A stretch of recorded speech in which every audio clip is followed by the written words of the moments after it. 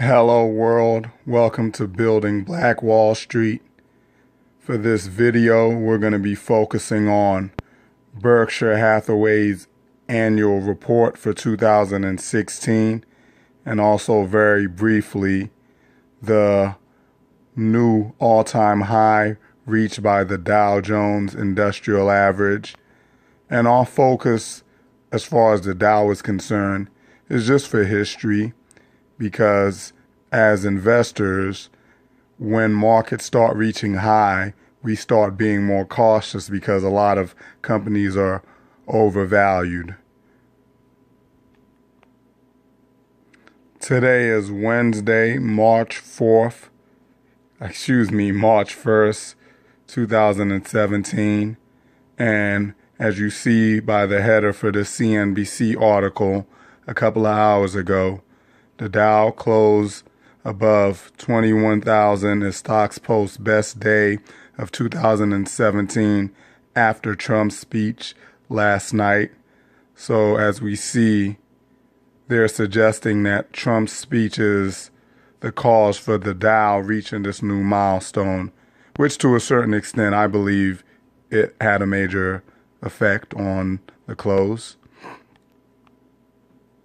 Further down in the article, I'm going to start reading from where it says the Dow. The Dow advanced about 300 points, with Goldman Sachs contributing the most gains and closing above 21,000 for the first time. The 30 stock index first closed above 20,000 on January 15. And I think the S&P personally is a better indicator. I think some economists and certain people in the financial industry have also suggested the S&P is a better indicator. The Dow is just a little bit more famous. It's what most people think about when they hear about the stock market. So that's why what the Dow does is focused on more than what the Standard & Poor's 500 does. In any event, like I said earlier, as markets start to reach their all-time highs, as an investor, especially a student of Graham's, that's a huge red flag or a sign of caution, because to us that means a lot of the companies are selling above their intrinsic value, and we're in the business of trying to get companies that are well below their intrinsic value. So we would be selling around market highs, not buying. It would have to be a huge advantage in terms of a company facing a lot of hardship or facing some circumstances that cause the value of that company to plummet for us to get interested, especially at these highs. Now I'm going to focus on the 2016 Berkshire Hathaway annual report. That was the main reason why I decided to do this video. Since I'm doing it today and the market reached an all-time high, I thought it would be good from a historical standpoint to include it in this video. I'm briefly going to walk through how you could access the 2016 Berkshire Hathaway annual report for anybody that is interested in reading it.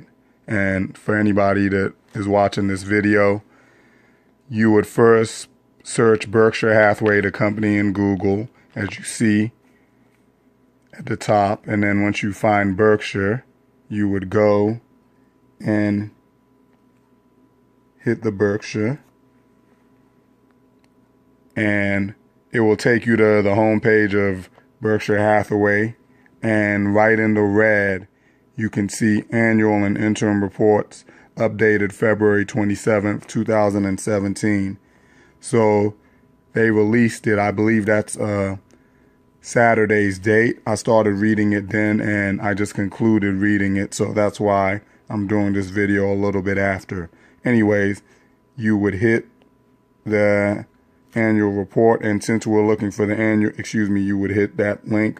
And since we're looking for the annual report, you would go to 2016 and click annual, and it'll give you options, and we're going to hit the 2016 annual report PDF file. And once you hit that, it should take you right there. Let me close this and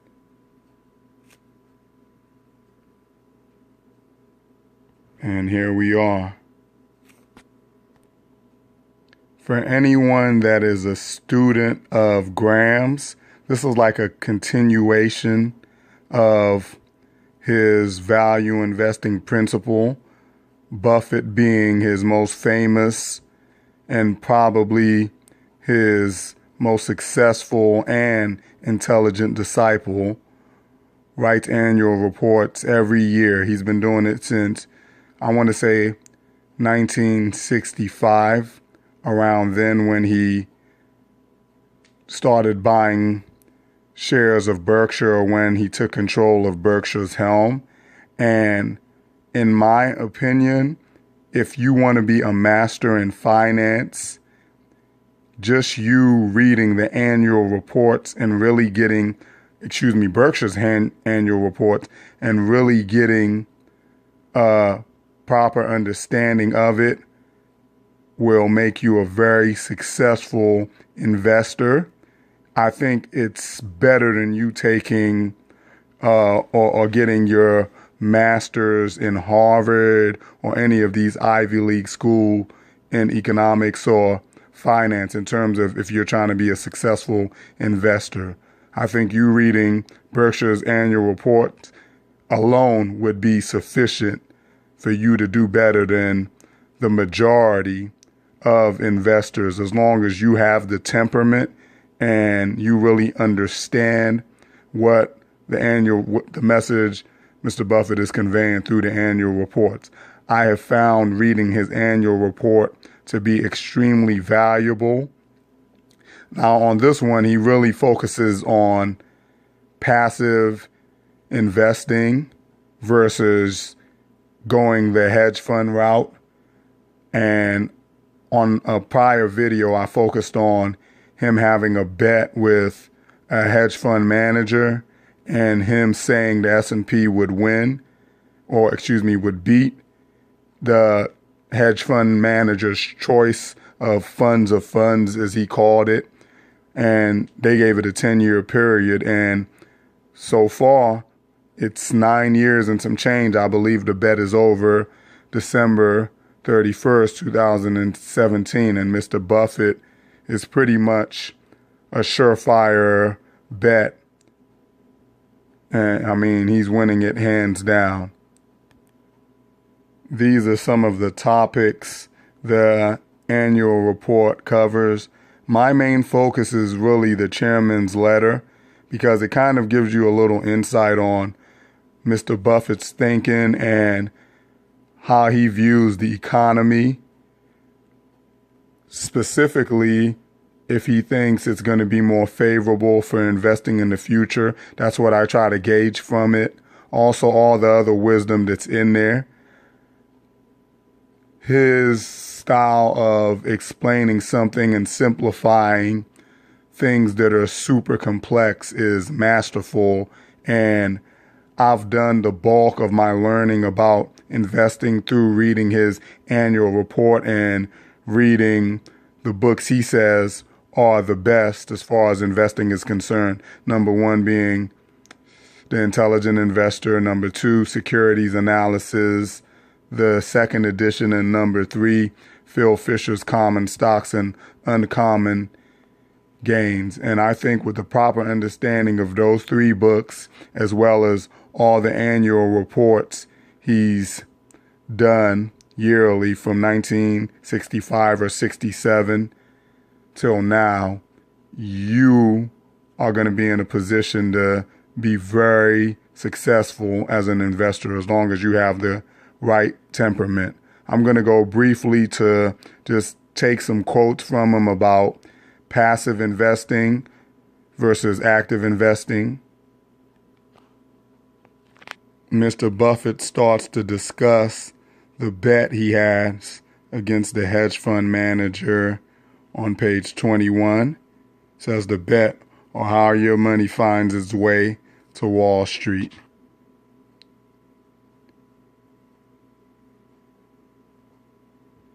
And here he's tracking what the S&P did and the fund of funds that the hedge fund manager chose. At the top of these numbers, he says, here are the results for the first 9 years of the bet. Figures leaving no doubt that Girls Inc. of Omaha, the charitable beneficiary I designated to get any bet winnings I earn, will be the organization eagerly opening the mail next January. But he's saying he's pretty much has the win secured. And as you see, the S&P is comfortably ahead. It's at the last row, and its gain to date was 85.4%, which is crushing all of the funds of funds. The closest one is Fund of Funds C, which gain to date is at 62.8%. So it's more than a 20-point lead by the S&P against the best funds that this manager chose. And to look at it another way, pretty much the brightest minds in the investing community, because that's what most of these hedge fund managers are. You know, these are guys that went to Harvard, Yale, Princeton, and all the other Ivy League schools for economics, finance, and just getting regular low-cost index like the S&P 500 is able to perform better than the majority of them, as Mr. Buffett's bet has proven for the last 10 years. If you want to get a little more insight on this bet, one of my earlier videos, I don't remember the title, so feel free to watch all of them, but one of the earlier videos really focuses in on this bet that he has with this fund manager. I'm going to close out this video by reading the second to last sentence on the screen. It says, human behavior won't change.